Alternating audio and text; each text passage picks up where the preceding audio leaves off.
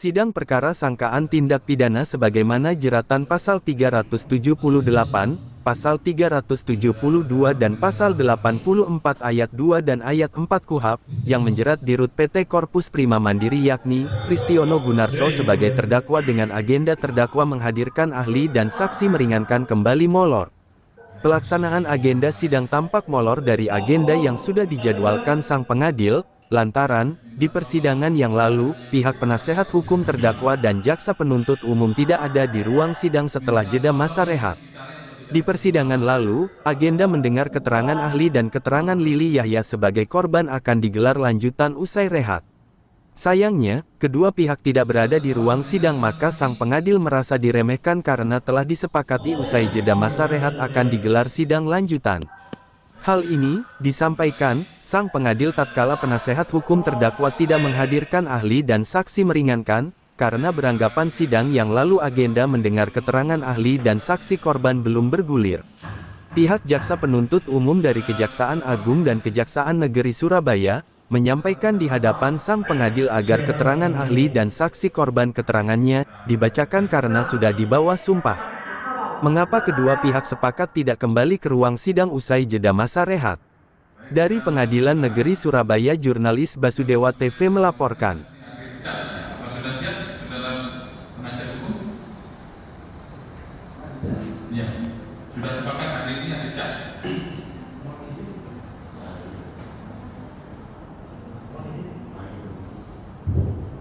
Gimana? Kita belum menyiapkan saksi ya mulia, karena ahli kemarin kan tertunda ke hari ini.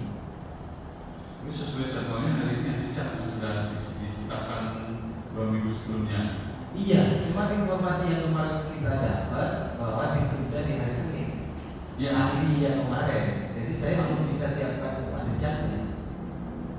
Saya kira ahli dari berkas, ahli berkas itu bisa diperiksa terlebih dahulu karena kita juga masih menunggu terkait dengan saksi korban yang sampai saat ini kan masih belum ada kepastian apakah sudah ada surat sakitnya atau bagaimana ya, sampai saat ini masih belum ada kepastian dari saudara rekan JPU ya. gimana?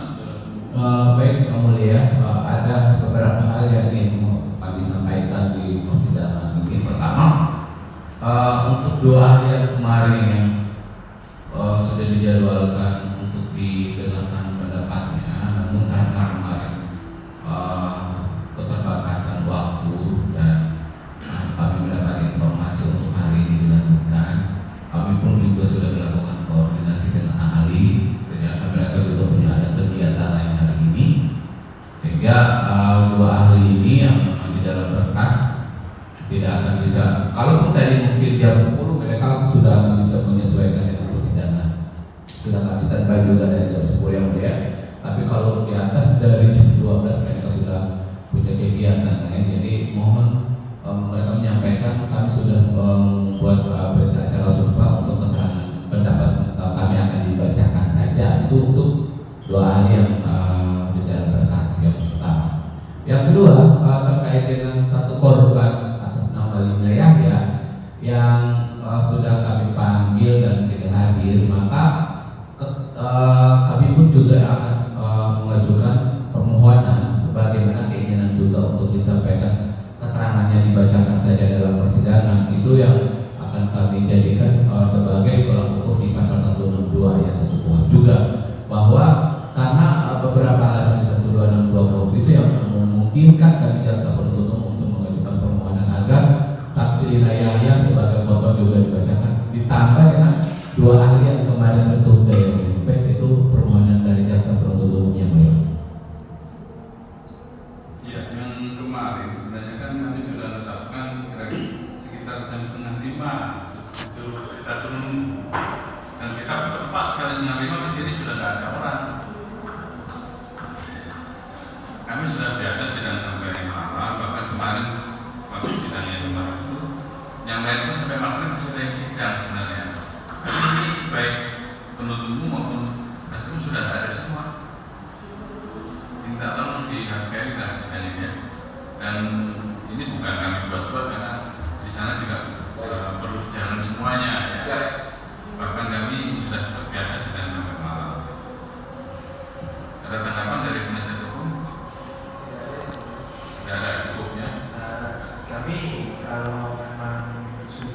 bisa dipastikan seperti yang Mulia sampaikan tadi, kami minta mungkin akan ada perubahan jadwal terkait keterangan-keterangan saksi yang selanjutnya. Ya, tadi sebenarnya kita sudah jam berapa? Setengah 11 sudah siapa? Jam berapa tadi kita siap?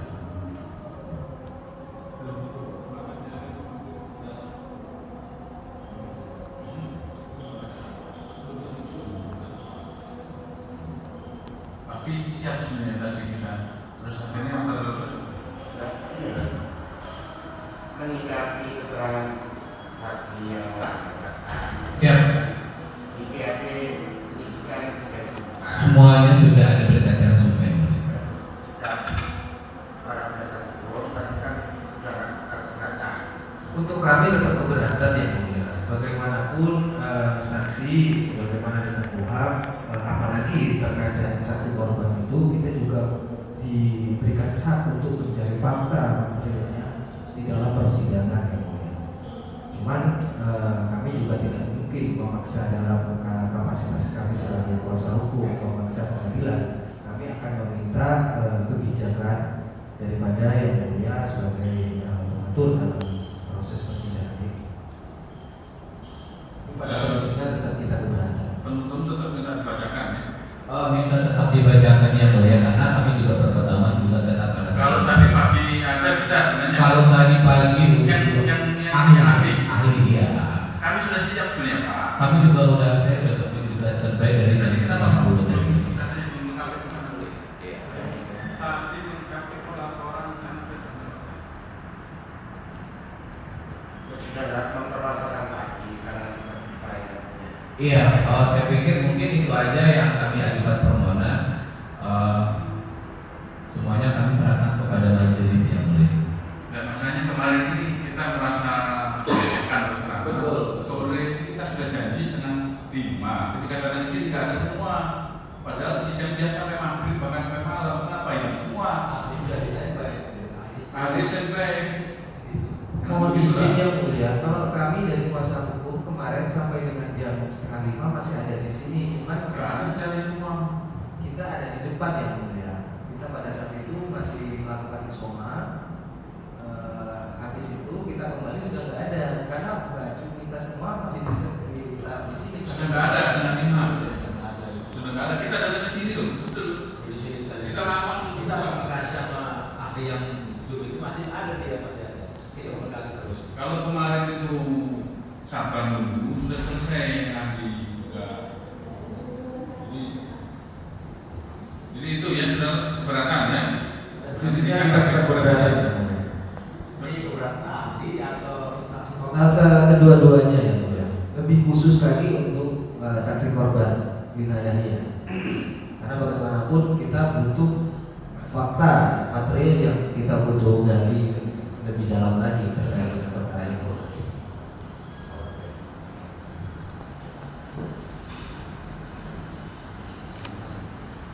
Tapi ini ya, yang dimaksud keterangan saksi adalah keterangan saksi yang dinyatakan dalam sidang ya. Keterangan saksi yang di luar sidang yang dibuatkan semua ya diperlakukan sama dengan persidangan, sama dengan keterangan ahli. Keterangan ahli adalah keterangan ahli yang dinyatakan ya. Keterangan saksi yang dituangkan dalam putusan kemudian dibacakan itu namanya afidavit namanya kategori persidangan. Ya, siap. Oke. Surat juga bukti juga kan, termasuk permohonan hal itu.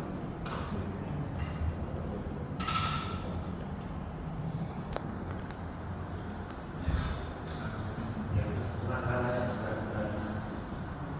Sebenarnya yang lebih surat.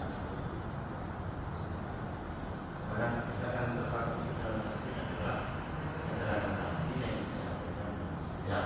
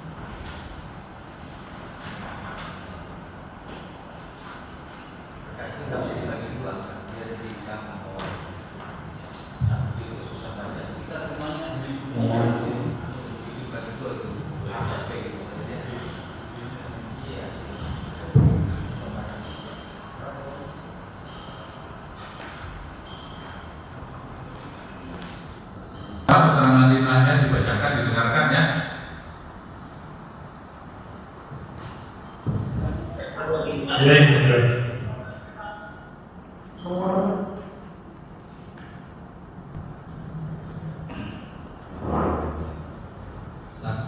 nayanya pada pokoknya sesuai BAP menanyakan sebagai berikut bahwa pada awal sekitar akhir tahun 2016 di Bandung, Jawa Barat, saya kenal dengan Ibu Susanti Yahya alias Sansan dan Bapak Tony Salim yang waktu itu bekerja di Bank OCBC NISB Bandung, dan Bapak Tony Salim bekerja di Cibinong Bandung. Kayaknya pada tahun 2018 di daerah Bandung, dengan mengatakan sudah tidak lagi bekerja di bank lagi. Kemudian menawari pada saya untuk memasukkan uang ke PT Corpus sebagai deposito tersangka dengan bunga sebesar 10% sampai 12% per tahun pembayaran bunga per bulannya, dan apabila sudah jatuh tempo terhadap dananya bisa dicairkan kembali sesuai dengan waktu setelah jatuh tempo. Pada waktu presentasi Ibu Susanti Yahya dan Bapak Tony Salim meyakinkan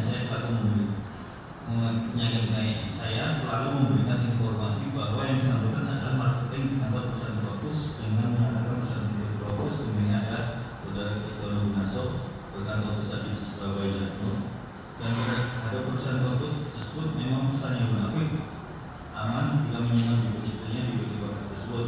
Dengan adanya hal tersebut, saya juga melakukan penelitian melalui website, media sosial, YouTube untuk mengetahui status PT Corpus tersebut. Dan setelah itu saya mengetahui memang benar ada profil dari PT Corpus tersebut sebagai perusahaan di bidang keuangan. Atas informasi dan pertanyaan saya ditawarkan di Corpus tersebut, saya berminat untuk memasukkan konsep ke perusahaan Corpus. Waktu itu ada dana cabang yang berkantor di Jalan Masuk di Bandung. Jadi saya secara bertahap memasukkan dana atau uang saya, yaitu tanggal 21 tahun 2018 sebanyak 1 miliar rupiah yang waktu 5 tahun. 2. Tanggal 30 Desember 2019 sebesar 7 miliar rupiah yang waktu 3 tahun. 3. Tanggal 29 Mei 2020 sebesar 3 miliar rupiah yang waktu 6 tahun. Bahwa dalam penempatan deposito saya ke PT Corpus dari awal sampai akhir tidak sesuai dengan apa yang dijanjikan, berupa bunga 10% per tahun sampai 12% per tahunnya dengan pembayaran bunga sebagainya, dan selama periode bunga sempat dibayarkan antara 2 sampai 3 kali kepada saya. Tetapi bisa sebenarnya tidak pernah ada kejelasan membayar sampai sekarang, sehingga menyebabkan kerugian saya sebesar 11 miliar rupiah.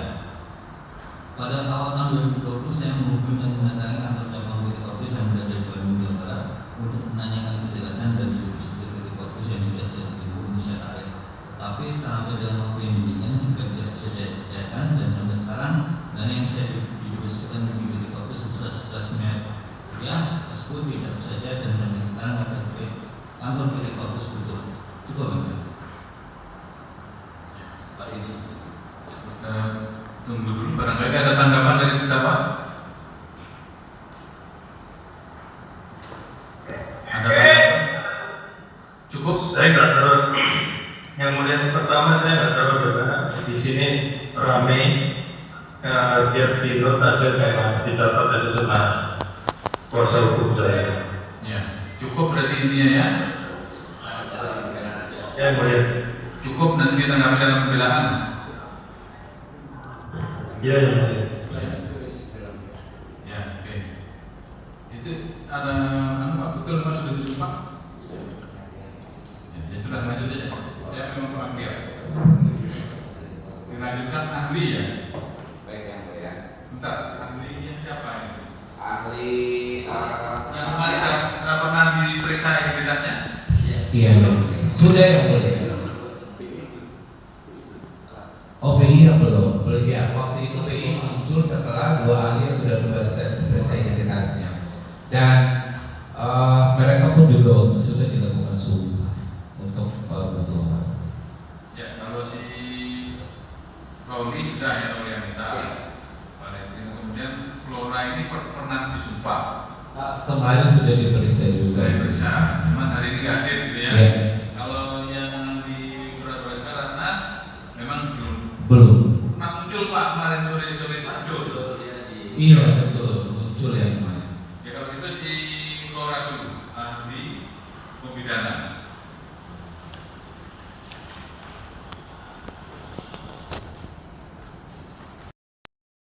Baik, terima kasih yang mulia. Saksi ahli atas nama nama Dr. Flora Dianti di bawah sumpah menerangkan bahwa ahli adalah sebagai dosen Fakultas Hukum Universitas Indonesia, juga sebagai kepala klinik dan laporan laboratorium FAUI yang saat ini bekerja sebagai dosen sejak dosen tidak tetap pada Fakultas Hukum Universitas Indonesia. Bahwa ahli menerangkan bahwa dalam perkara tindak pidana penipuan atau penggelapan dan tindak pidana pencucian uang sebagaimana dimaksud dalam pasal 378 KUHP dan pasal 372 KUH pidana,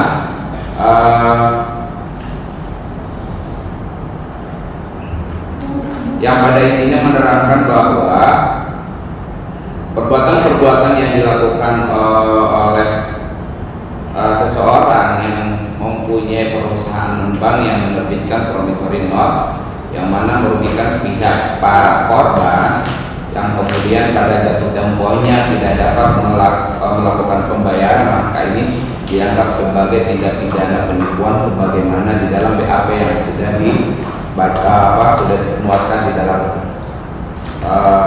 berita acara penyidikan pada tahapan penyidikan yang mulia. Ya. Kemudian ahli juga menerangkan bahwa di dalam unsur-unsur pasal 378 yang menerangkan bahwa ketentuan pasal 378 barang siapa dengan maksud untuk menguntungkan diri sendiri atau orang lain secara melawan hukum dengan memakai nama palsu atau martabat palsu dengan tipu muslihat atau pemerakan kebohongan, menggerakkan orang lain untuk menyerahkan sesuatu barang yang membuat utang atau menghapuskan piutang diancam karena penipuan dengan pidana penjara maksimal 4 tahun yang unsur-unsurnya adalah barang siapa sebagaimana di dalam pasal 378 semuanya sudah terkandung di dalam BAP ahli yang mulia. Mungkin kami tidak akan bisa membacakan satu persatu. Intinya bahwa perbuatan yang dilakukan oleh seseorang yang menurut ahli itu termasuk di dalam unsur pidana pada pasal 378 yang sudah memenuhi unsur pasal 378 dengan fakta-fakta yang menerangkan pada berkas ini adalah jika seseorang yang mempunyai perusahaan bank yang menerbitkan promissory note kepada calon-calon nasabah yang dengan jangka waktu yang sudah ditentukan di dalam promissory note tersebut, maka pada jatuh tempo tersebut kemudian tidak dilakukan pengembalian, menurut ahli ini yang termasuk di dalam unsur-unsur dalam pasal 378. Itu yang bisa kami sampaikan dalam keterangan ahli. Ini tidak perlu tanggapan ya. Ada tambahan?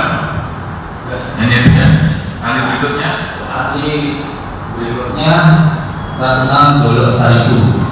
Ahli selaku analis kelompok aturan dan perizinan Departemen Pengembangan Pasar Keuangan dan Tugas Jabatan, yaitu mengelola pemberian penerapan izin dan mengkoordinasikan antara pasar uang yang menjadi tupoksi Bank Indonesia, yaitu Departemen Pengembangan Pasar Keuangan.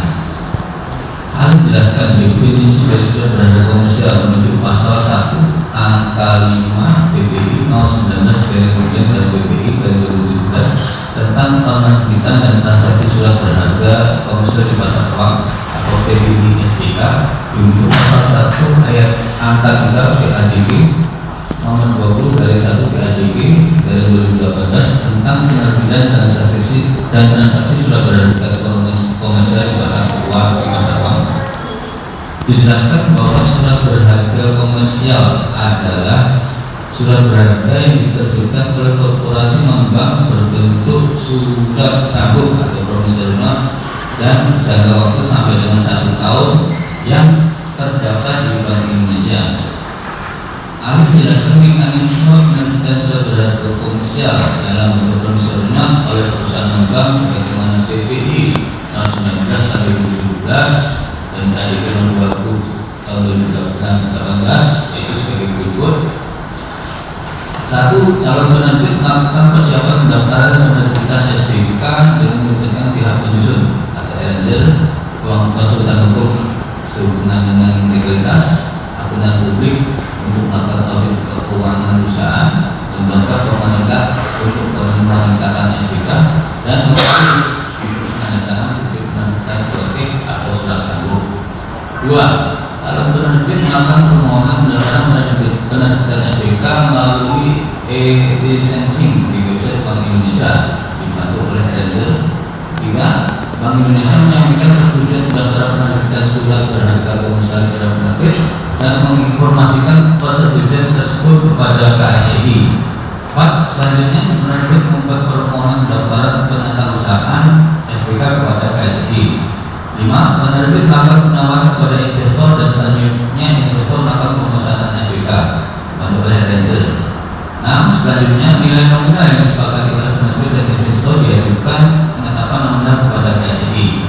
7. Setelah investor melakukan pembayaran pendistribusian SBK dilakukan oleh KSI, ahli menerangkan bahwa yang menjadi persyaratan terhadap sebuah perusahaan membangun surat berharga komersial dalam bentuk promosional ada sebagai berikut: berupa perusahaan terbatas berupa emiten saham atau pernah menerbitkan obligasi tersebut yang dicatat di BI dalam 5 tahun terakhir. Jika bukan, maka harus memenuhi satu telah berusia minimal 3 tahun atau kurang dari 3 tahun sepanjang memiliki jaminan atau tanggungan. 2. Memiliki ekuitas paling sedikit 50 miliar dan menghasilkan laba bersih 1 tahun terakhir. Laporan keuangan, memiliki laporan keuangan pada tanggal mobilitasnya 3 tahun terakhir, memiliki nasib dan kerja kerja yang baik, tidak pernah melakukan 3 tahun terakhir, memiliki pedoman penerapan prinsip harga dan manajemen risiko, memenuhi persyaratan administrasi lainnya.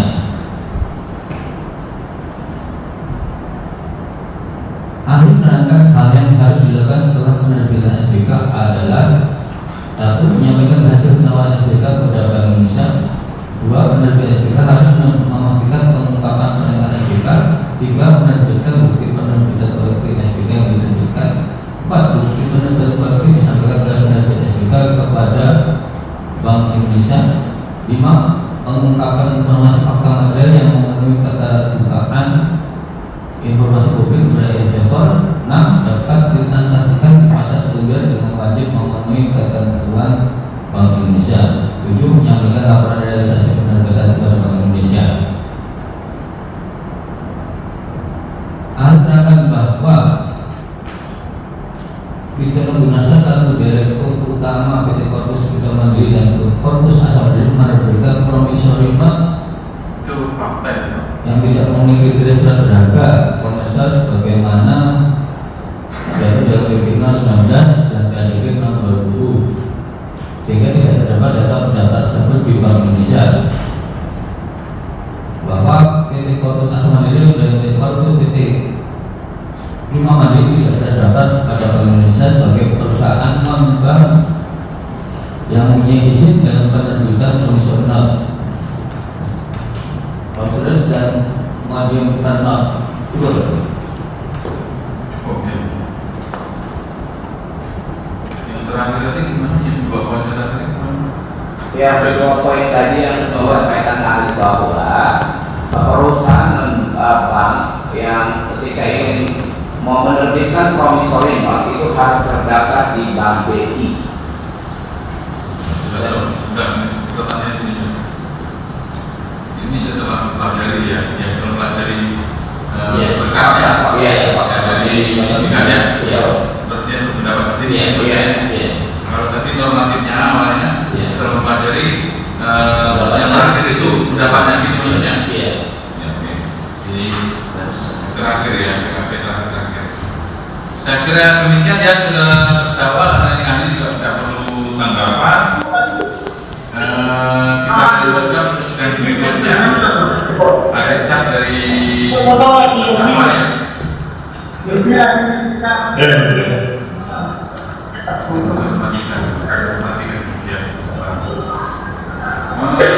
Suaranya dimatikan. Ya, sesuai dengan jadwalnya. Intinya hari ini ada cat ya. Terus tanggal Senin depan tanggal 3 Juli ahli.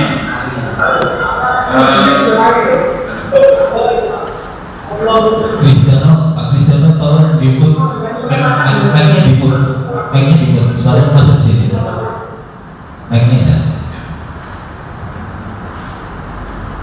hari ini hari Cat, tanggal 3 ahli dari terdakwa. Ahlinya memang ada mengajukan? Iya. Berapa orang? 2 orang. 2 orang. Rencananya ahli 2 orang, saksi Richard 2 orang. Ahlinya ahli di bidang apa? Satu ahli di bidang perbankan, yang satunya ahli di bidang keperadaan.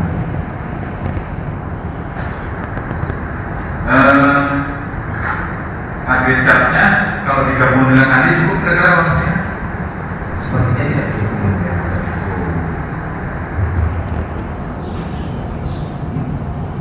Kami mohon untuk agecatnya lebih dahulu tanggal 3 Mei. Ini berubah nantinya. Banyak masyarakat tidak sampai keputusan 31 harus sudah keputusan. Begini kalau gitu ya, tanggal 3 hari Senin depan, karena minggu ini kan ada Cat dan juga ya. Siap. Minta tolong isi dan berikutnya pagi lah ya, jam 10. Bisa. Izin kami jam 10 sudah siap. Tadi kita sampai di sini ditunggu sampai jam 11, pintunya saja belum dibuka. Percuma ini banyak terjadi. Iya. Nah, ini informasinya jam 11 baru siap katanya. Tapi satu, pintunya sampai jam 11 tidak dibuka. Kalau ininya ini lagi dibuka, ini informasi dari Semua dibuka ya, Mas. bukan, maksudnya kan saya nggak tahu kalau mungkin saya terlalu Percuma terjadi dalam apa sudah karena ini beralasan dan tubuh sudah siap, kita sudah siap. Dengan begitulah nanti akhirnya kan dibacakan begini. Kalau tadi betul-betul sudah ada, katanya 10 kurang 11 baru ada. ya kalau siap semua ya dimulai. Artinya jangan beralasan jam 10 dasar berarti sudah ada. Ternyata belum. Ya, kalau lihat minggu depan jam 10 kita mulai. Kenapa? Siap ya. Ya, itu lihat Pak Jaksa ya. Jam 10. Anggota majelis sudah bekerja lagi.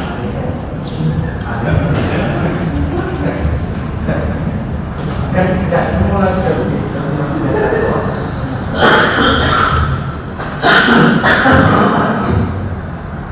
Ya, kita berencana nanti kepastian.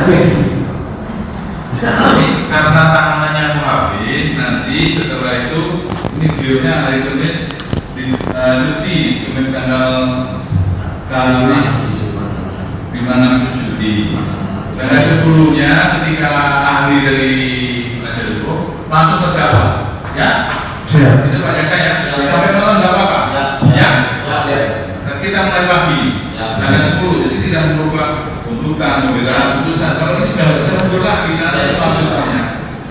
Ya, jadi gitu ya. Siap ya. Minggu depan ada Cat, kemudian juga banyak lagi tanggal 17, tanggal 10 ahli sama terdakwa. Siap. Ya, itu ya. Pagi ada Cat, nanti ahli bagi Pak ahli, setelahnya terdakwa. Nah, seperti itu ya, Pak Jaksa ya. Siap ya. Tuntutan tanggal 17. Supaya masih ada waktu nanti masyarakat dan seminggu repot juga bikin putusan waktunya cukup. Gitu ya. Tuntutan pembelaan tanggal 17, 24 dan 31. Baik, kita sudah hari Senin depan tanggal 3 Juli acaranya Cat dari terdakwa Mas Bro. Ya.